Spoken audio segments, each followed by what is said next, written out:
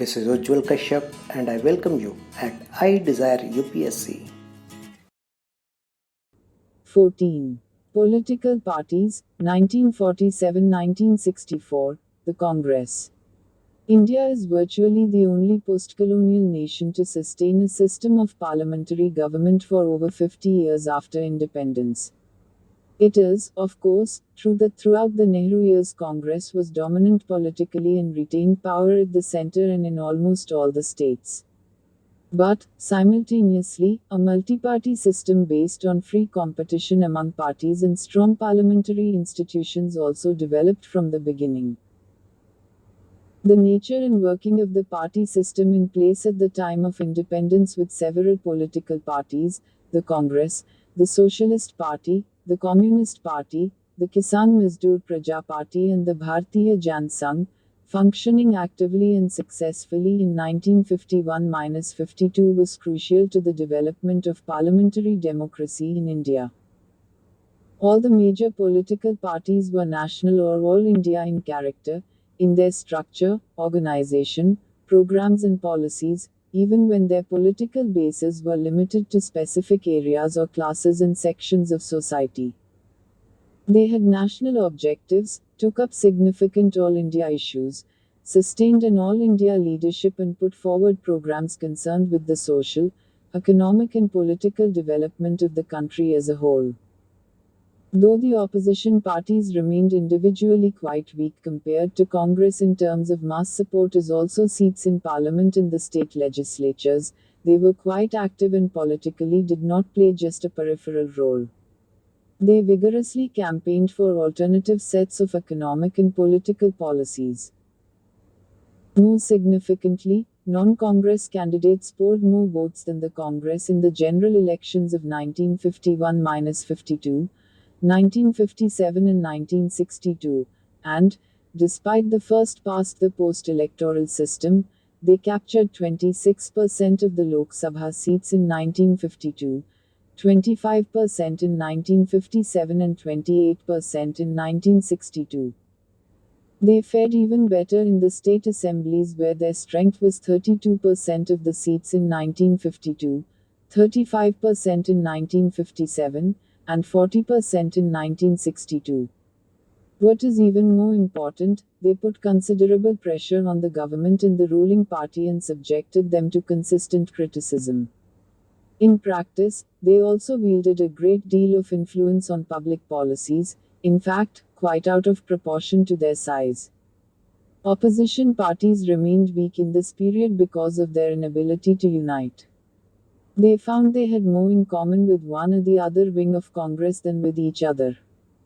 This was not accidental because except for the communal and casteist parties all the other opposition parties had before 1947 been part of the national movement in the Congress.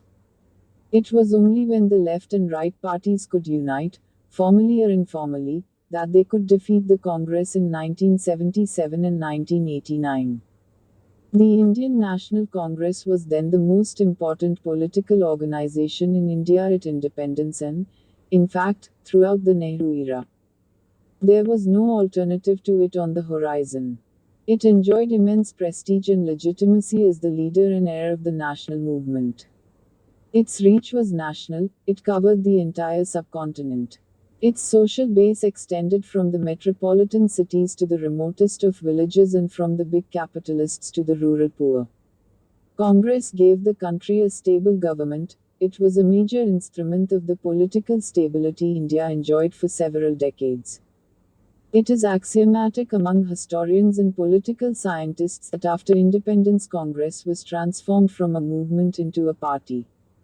But this is a half-truth, for no real break occurred immediately after the 15th of August 1947.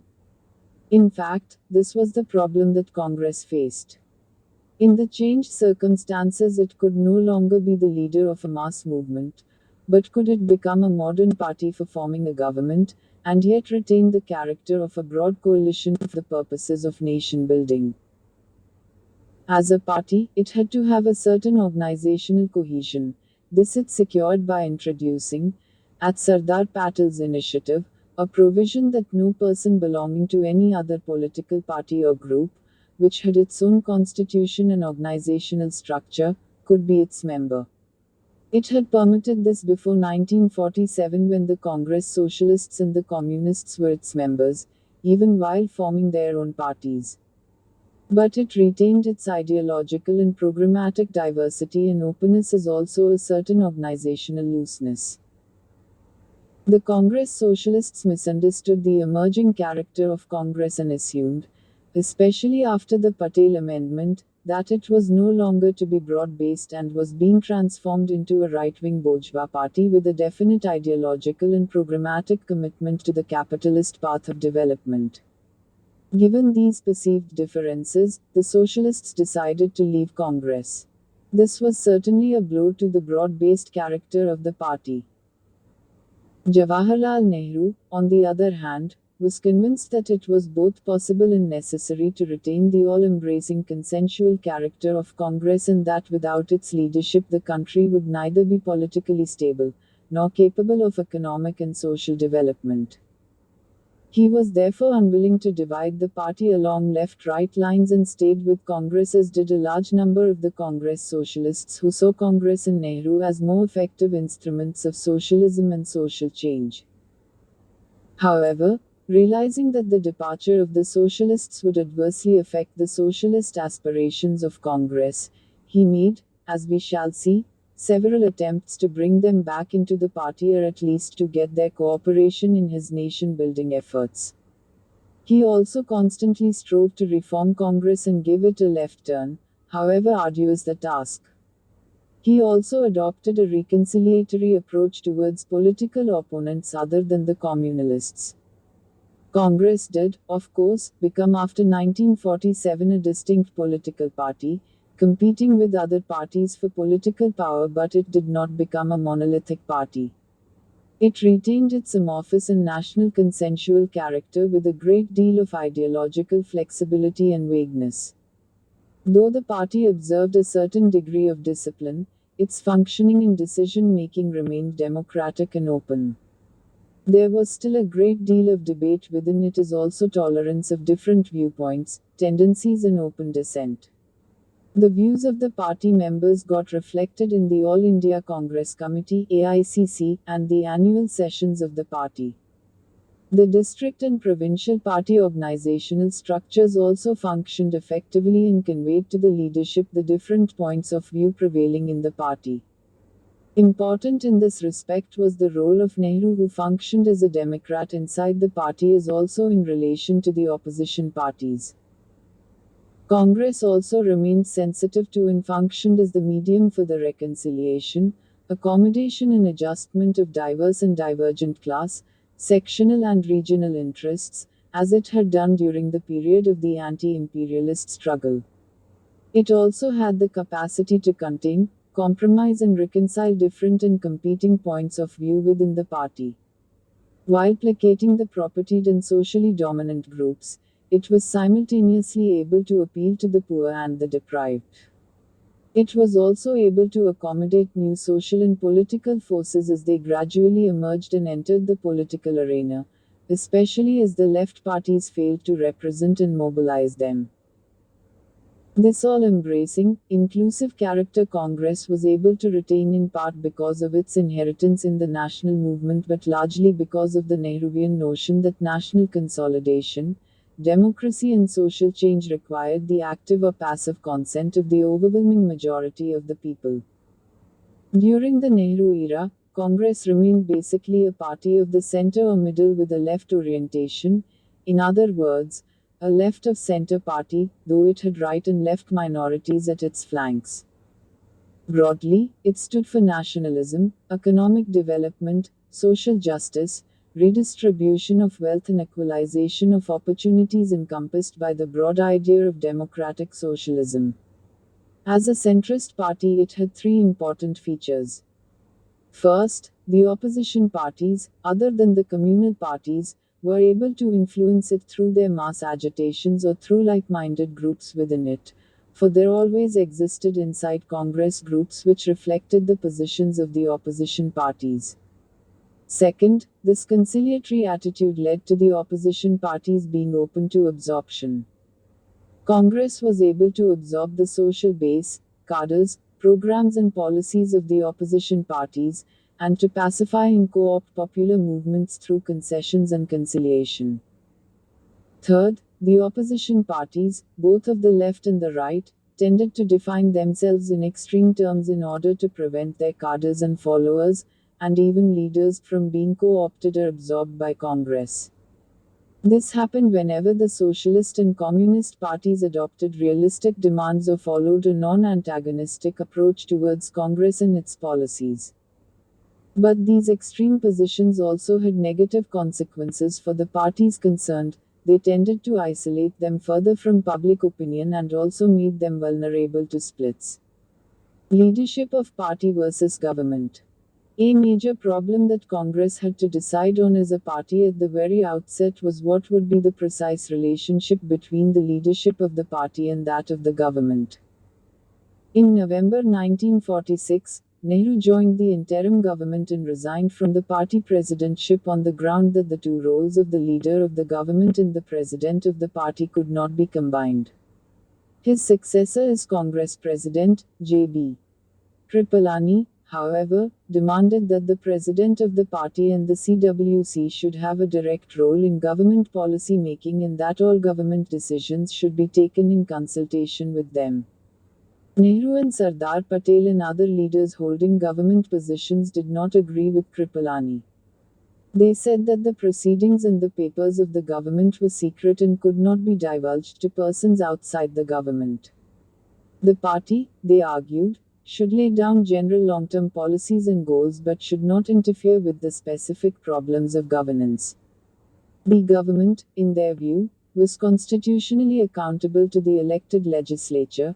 It could in no case be made accountable to the party. In essence, they argued for the autonomy of the parliamentary wing and even its supremacy over the party insofar as government affairs were concerned. Kripalani would not agree to this virtual subordination of the party to the government and, feeling frustrated by the refusal of the government to consult him on several important issues, resigned from the party presidentship in November 1947 without completing his two-year term. Explaining his resignation to the AICC delegates, he said, "How is the Congress to give the government its active and enlightened cooperation unless its highest executive or its popularly chosen head is taken into full confidence on important matters that affect the nation?" 1. Kripalani was succeeded in office for 1 year by Rajendra Prasad and subsequently for 2 years by B. Pattabhi Sitaramaiah. Neither of the two asserted the principle of organizational supremacy or even equality and confined the functions of the party president to organizational affairs. But before the issue could be clinched, the Nehru-Tandon tussle over organizational control intervened once again and raked up this question among others. A crisis involving differences over policies in party and government management broke out in 1950 over the question of Purshottamdas Tandon's presidentship of the Congress. With the Communists leaving the Congress in 1945 and from the end of 1947 adopting a totally hostile attitude towards Nehru and the government, and the Socialists parting ways with Congress in 1948, the radical forces in Congress were weakened. The conservative forces then decided to assert themselves and to make a bid for control over the party and the policies of the government. But before we take up this crisis, we may very briefly deal with the tension resulting from the Nehru-Patel differences. Nehru and Patel. Sardar Patel has been much misunderstood and misrepresented. Some have used him to attack the Nehruvian vision and policies. Others have made him out to be the archetypal rightist. Both have been wrong. Patel was undoubtedly the main leader of the Congress right wing. But his rightist stance has often been grossly misinterpreted. Like Nehru, he fully shared the basic values of the national movement: commitment to democracy and civil liberties, secularism, independent economic development, social reform, and a pro-poor orientation. He stood for the abolition of landlordism but through payment of compensation. A staunch opponent of communalism, he was fully committed to secularism.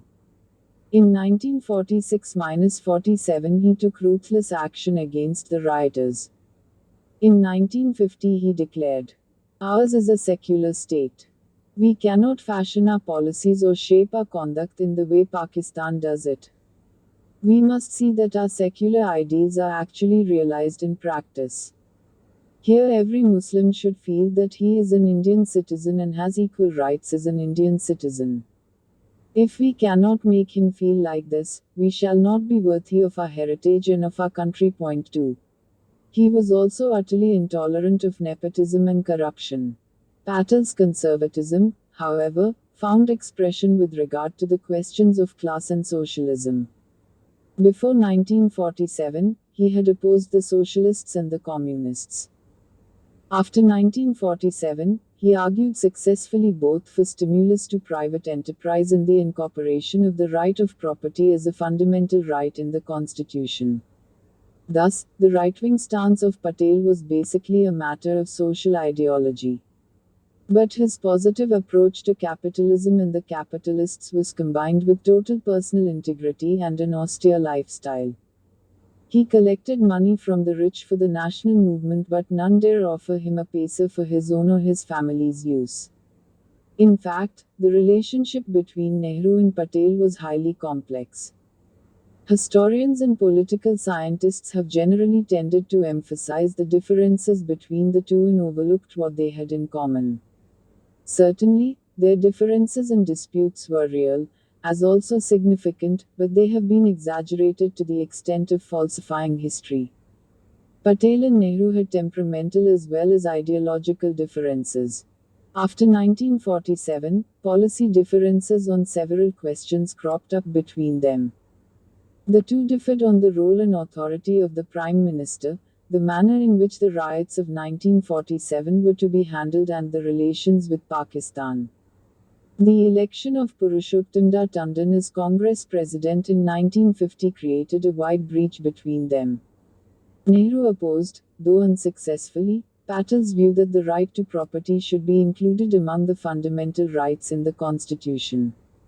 Several times their differences on questions of policy led to near breaches and offers of resignation from the government by one or the other. A certain tension was always present between the two.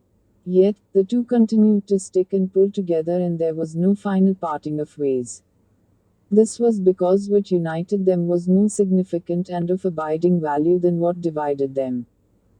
Also, they complemented each other in many ways.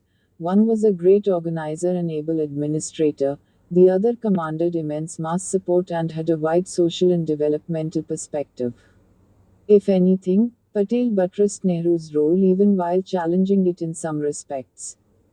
Besides, there was considerable mutual affection and respect for each other, and each recognized the indispensability of the other. Gandhiji's death also made a difference. The two realized that it had made their cooperation all the more necessary. Both arrived at an agreement through the process of frank discussion on almost every major government policy decision. Patel would argue his case, sometimes strongly, would win it sometimes, but when he could not, he would invariably yield to Nehru. Throughout, Patel remained Nehru's loyal colleague, assuring him of complete support for his policies. After Gandhiji's death, he repeatedly described Nehru as his leader. On the 14th of November 1948, Nehru's birthday, he was to say, Mahatma Gandhiji named Pandit Nehru as his heir and successor. Since Gandhiji's death, we have realized that our leader's judgment was correct. 3. And Nehru reciprocated, the Sardar has been a tower of strength, but for his affection and advice I would not have been able to run the state. 4. Purshottamdas Tandon versus Nehru. The struggle between the right wing of the party and Nehru came to a head in August 1950 over the question of the election of the party president and lasted for over 1 year. The struggle involved questions of policy and ideology, but it was also important because the new office bearers would play a decisive role in the nomination of the party candidates in the coming general elections. The three candidates who contested the election for the party presidentship were Purshottamdas Tandon, supported by Patel, J.B.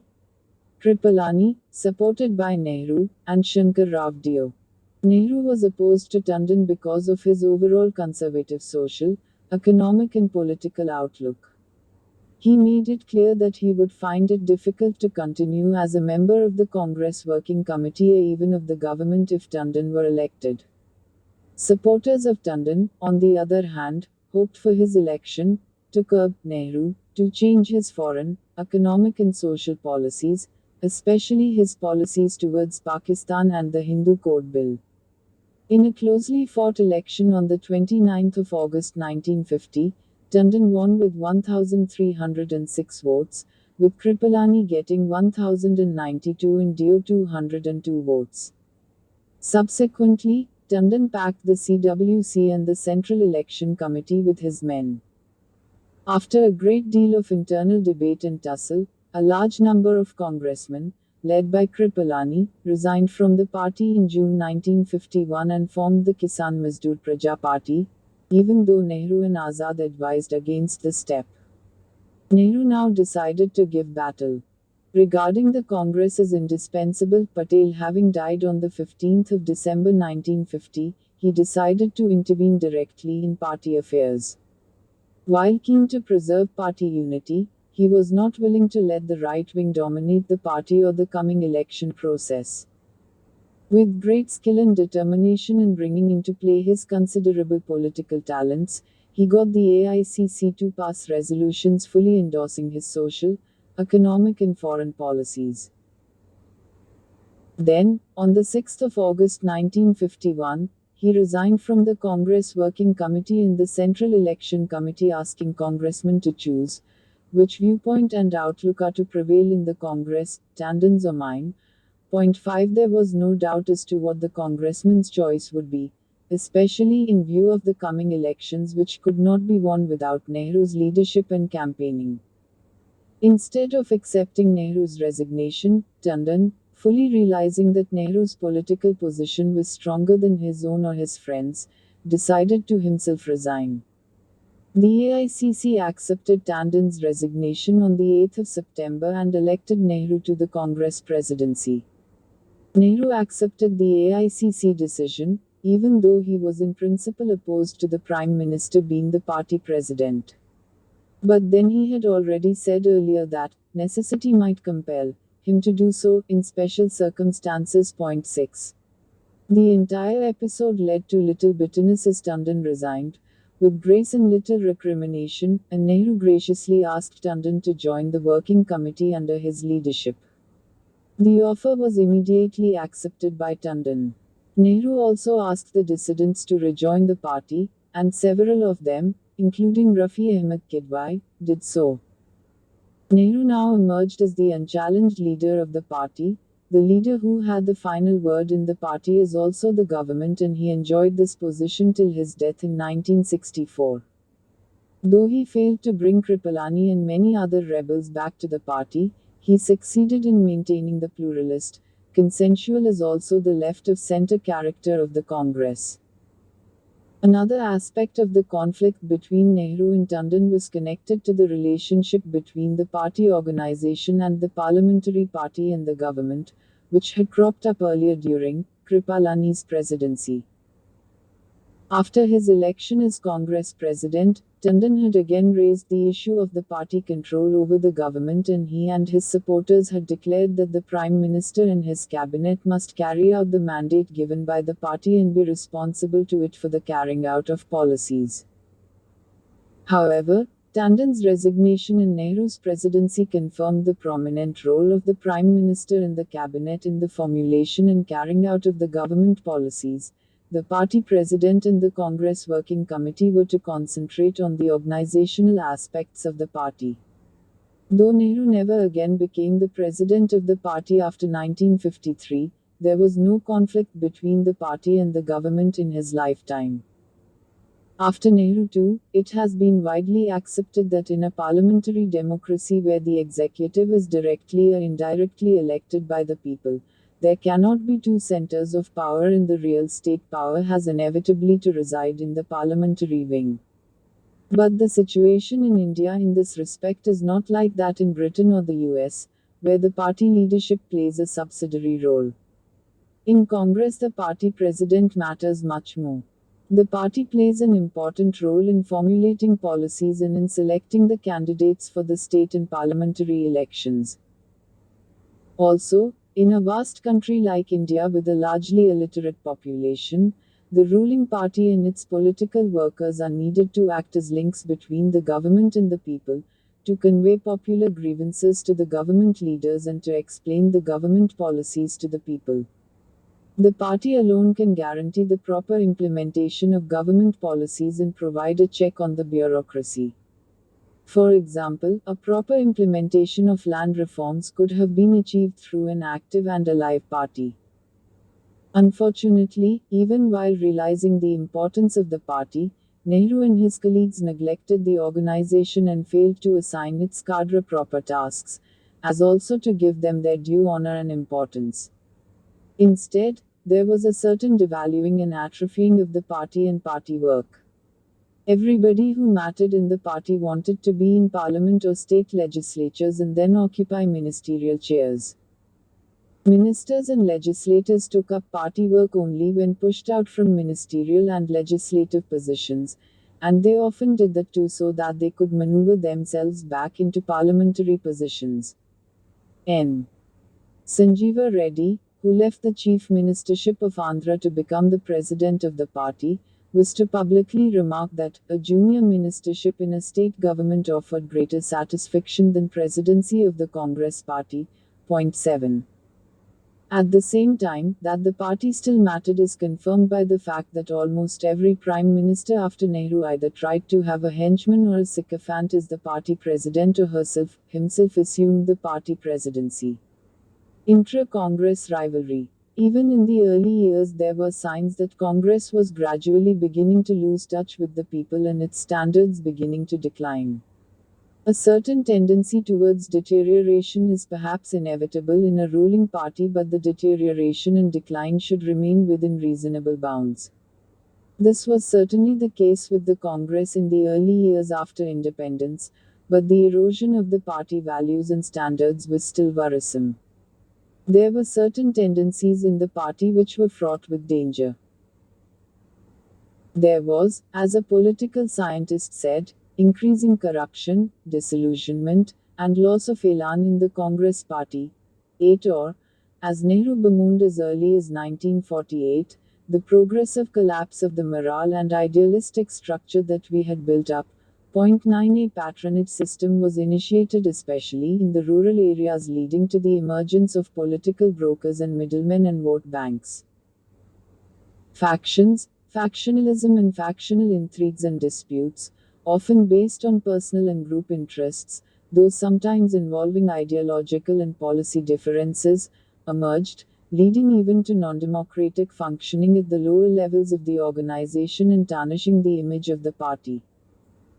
Intense rivalry and conflict between the organization men and ministerialists in the states led to intra-party conflicts, with the former often behaving as an opposition party, their major political objective being to dethrone the ministerialists and to occupy their seats. This tended to create among the people the image of the Congress as a party of office seekers.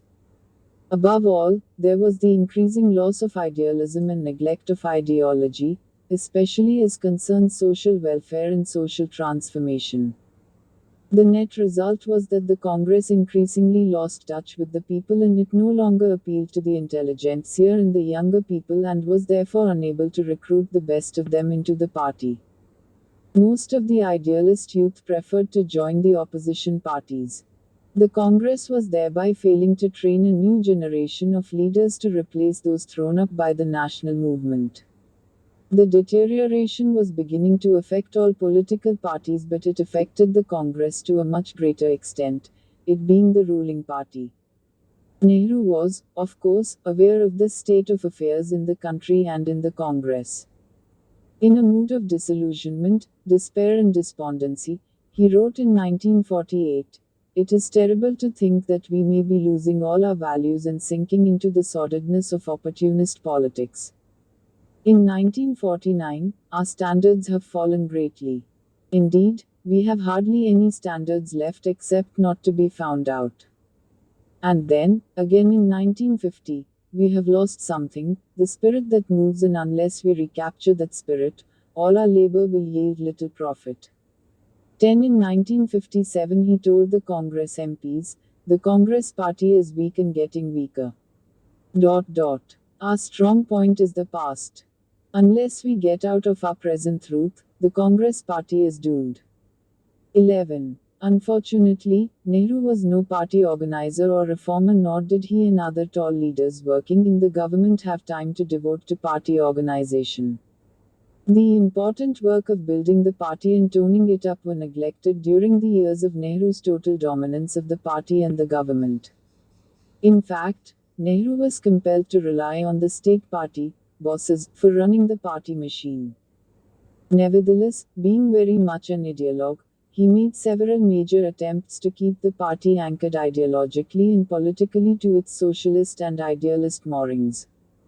The Socialists and the Congress. The departure of the Socialists had weakened the radical forces in Congress, and the space vacated by them was being increasingly filled by vested interests, landlords, rich peasants, and even princes.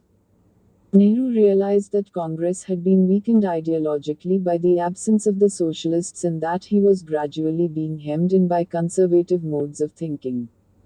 At the same time, he also felt that the Congress was indispensable and that it would be wrong and counterproductive to either divide or leave it. The answer, therefore, was to reform and improve a united Congress party despite its many weaknesses. Nehru, therefore, tried several times to bring the Socialists back into the Congress, or to at least get their cooperation in the implementation of a developmental and egalitarian agenda. He did not simultaneously woo the Communists, for they were organizationally, politically and ideologically on a completely different track from that of the Congress.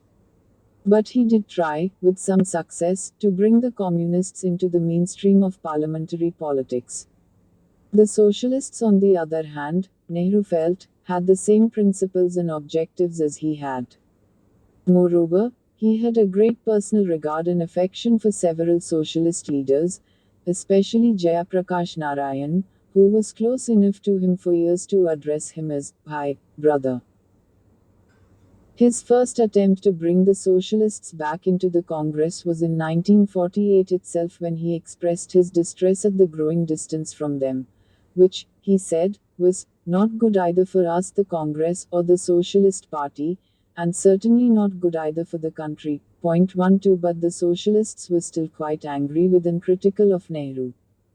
Jayaprakash, for example, wrote to Nehru in December 1948, "You want to go towards socialism, but you want the capitalists to help in that."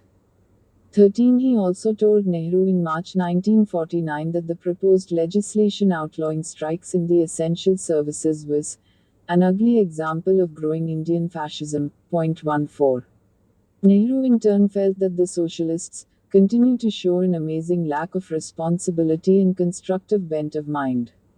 They seem to be all frustrated and going mentally to pieces. 15. Another effort by Nehru in 1951 to improve relations with the Socialists once again met with a rebuff. Believing that Nehru was shielding and supporting reactionary forces, Jayaprakash Narayan once again publicly denounced Nehru's naked, open fascism, and declared that his government was following faithfully in the footsteps of Hitler in their dealings with labor. 16. After winning the general elections in 1952, Nehru made his most serious effort to work together with the Socialists, hoping to build a broad political front to promote economic development and strengthen the left trend within the Congress. In 1957, he asked the Socialists to cooperate with the Congress. He also hoped to bring Jayaprakash into the cabinet. In response, Jayaprakash wanted the Congress to adopt a radical program framed by him before he and the Socialists joined it. His 14-point program included specific constitutional amendments, administrative and land reforms and nationalization of banks, insurance and mines. Nehru was in agreement with many of Jayaprakash's 14 points, but he refused to enter into a prior commitment. If he could have formulated and persuaded his party to accept and implement such a full-scale radical program, he would not have needed socialist cooperation. This support was needed precisely so that he could do so after strengthening the left trend in the Congress. Implementation of a radical program would be the result of the Socialists rejoining the Congress but not a condition to be met prior to their rejoining. Nehru was prepared to strengthen the radical forces inside the Congress and not split the party in order to accommodate the Socialists. He was convinced that the Congress and the government had to go step by step towards radical transformation, that he had to build a larger societal consensus for taking steps towards socialism, that specific steps and their timing were to be determined pragmatically, and that he needed socialist support precisely to achieve all this. But Jayaprakash could also not resile from his position, for he was afraid that that would lead to a split in his own party. From now on, while the dominant section of the Socialists continued to be convinced that Nehru and the Congress were committed to conservative policies, Nehru became increasingly contemptuous of the Socialists and felt that he would have to implement his socialist agenda alone, with the help of the left wing of the Congress and without the aid of the Socialists. His personal relations with Jayaprakash also deteriorated, as he felt that the latter hates the Congress so much as to prefer the devil to it. 17 With every passing year, the relations between the Congress and Nehru and the Socialists went on becoming more acrimonious. In October 1956, Nehru wrote in a personal letter that Jayaprakash was saying and writing things which have little to do with socialism and which have much to do with nonsense.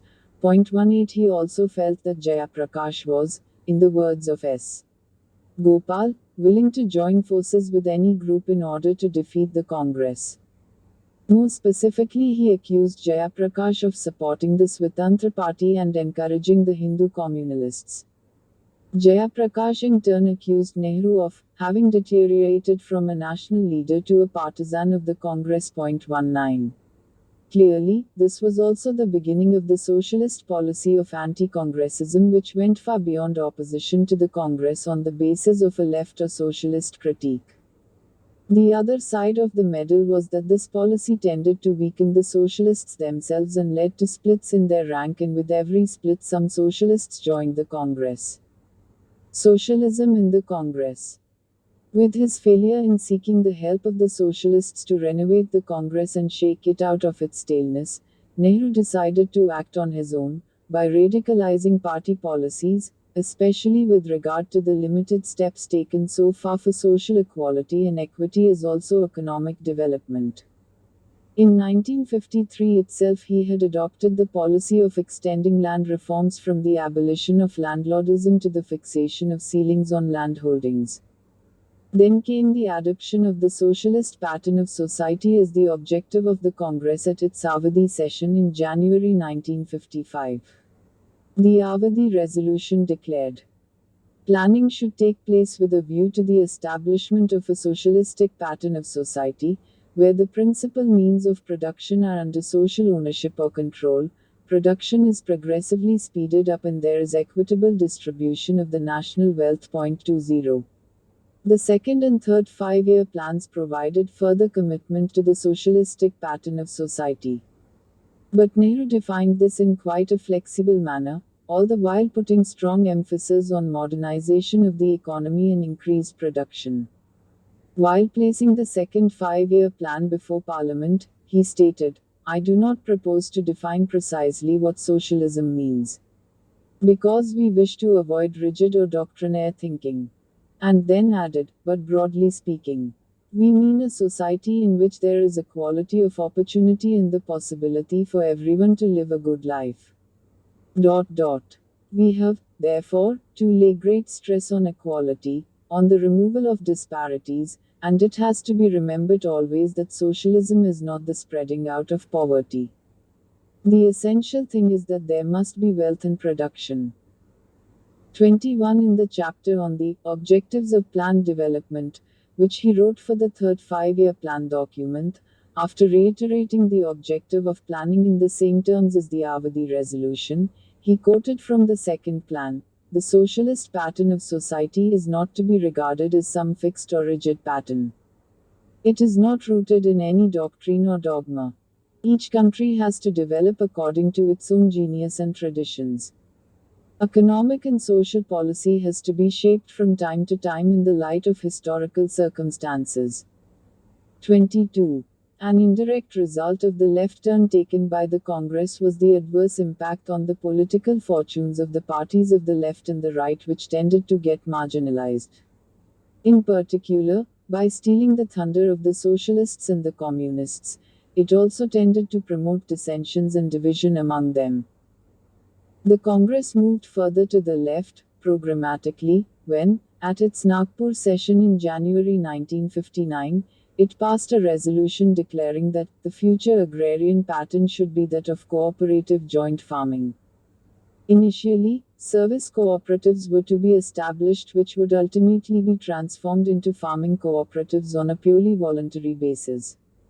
In addition, there was to be a ceiling on landholdings and state trading in food grains. The Nagpur decisions faced opposition both within and outside the party and were quietly jettisoned. Land ceilings were circumvented by the state governments under the pressure of capitalist farmers and rich peasants supported by the middle peasants. The small experiments in cooperative farming were a failure, and state trading in food grains was soon found to be unworkable.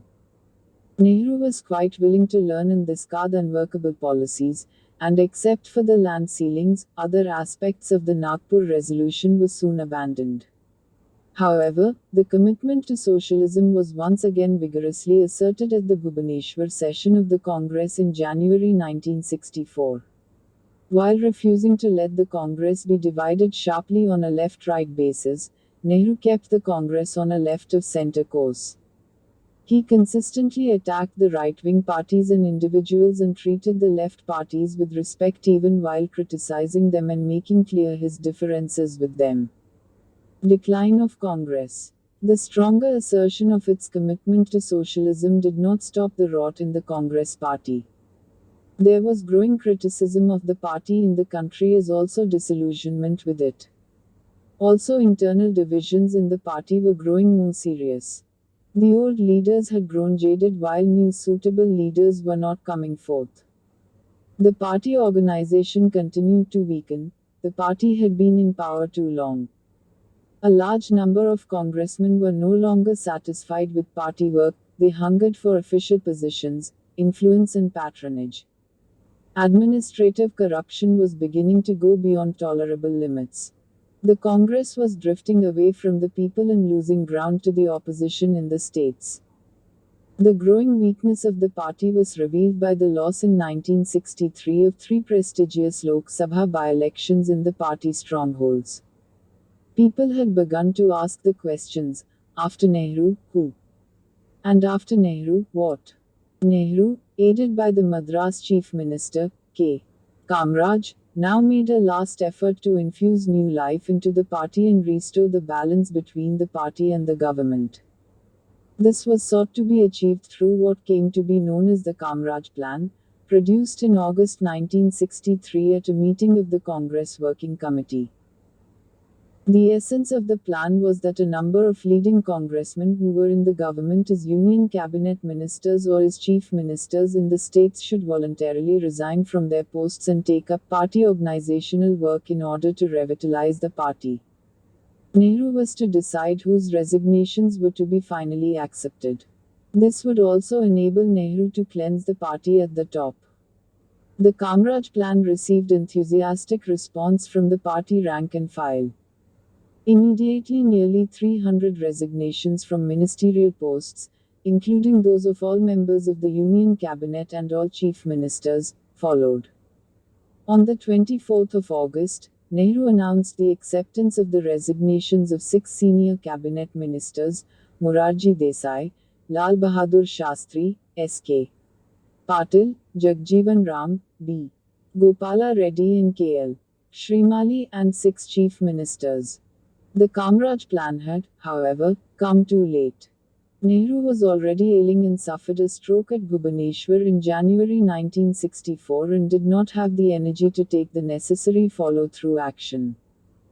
The leaders relieved from government office were not assigned any party duties except for Kamraj, who became the party president in January 1964. They sulked or intrigued against political rivals in the states. The plan also failed as a means of cleansing the party of the dross. The morale of the party continued to sink, and congressmen were as obsessed with administrative power and patronage as before. An indirect effect of the plan was to weaken Morarji Desai's position in the party. Another outcome of it was that, while failing to restore the prestige and importance of party organizational work, it increased the power of the state party bosses in central politics till Indira Gandhi cut them down to size in 1969. When Nehru died in June 1964, the Congress was continuing to go downhill.